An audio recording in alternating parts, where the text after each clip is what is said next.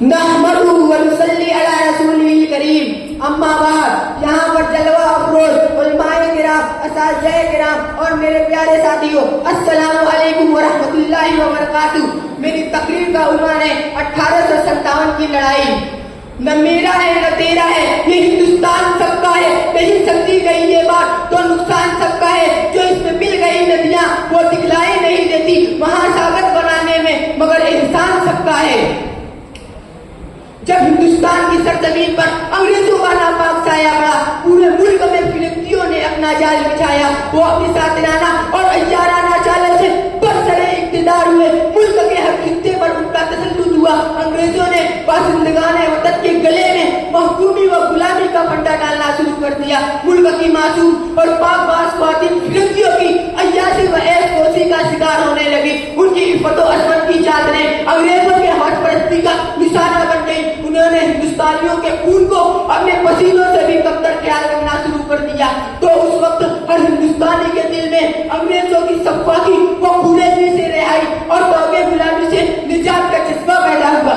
ہر شخص برسرے پیکار تھا اور ہر طرح کی جانی وہ مالی قربانی پیش کرنے کے لیے تیار۔ استقلال و حریت کی خاطر سرفروشی ملک کی تحریک چلائی گئی اور ہر شخص یہ رات الاپتہ نظر آیا کہ سرفروشی کی تمنا اب ہمارے دل میں ہے۔ دیکھنا ہے زور کتنا بازوئے قاتل میں ہے۔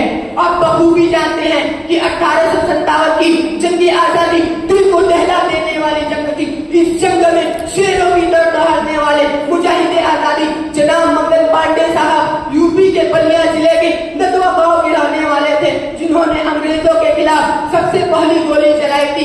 ہم ان کی ہمت کو، ان کے حوصلے کو، ان کے جذبے کو، ان کے ارادے کو اور ان کی جوابمردی کو خراج عقیدت پیش کرتے ہیں اور للکار کرواتے ہیں۔ محبان وطن ہم ہیں، وطن کی شان رکھتی ہے، جہاں سرحد لہو مانگے وہاں ہم جان رکھتے ہیں۔ وفاداری وطن سے ہو یہی دھرم کہتا ہے، ہم اپنے دل کے ہر گوشے میں ہندوستان رکھتے ہیں۔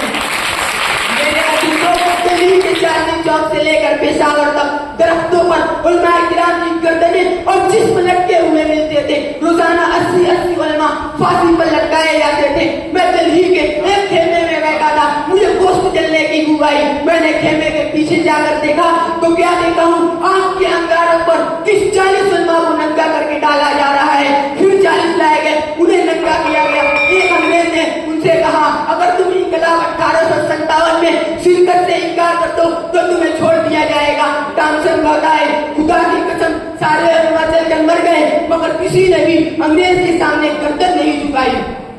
ہم سپاہی تو حفاظت کے لیے ہوتے ہیں، شہر و سرحد کی ضرورت کے لیے ہوتے ہیں۔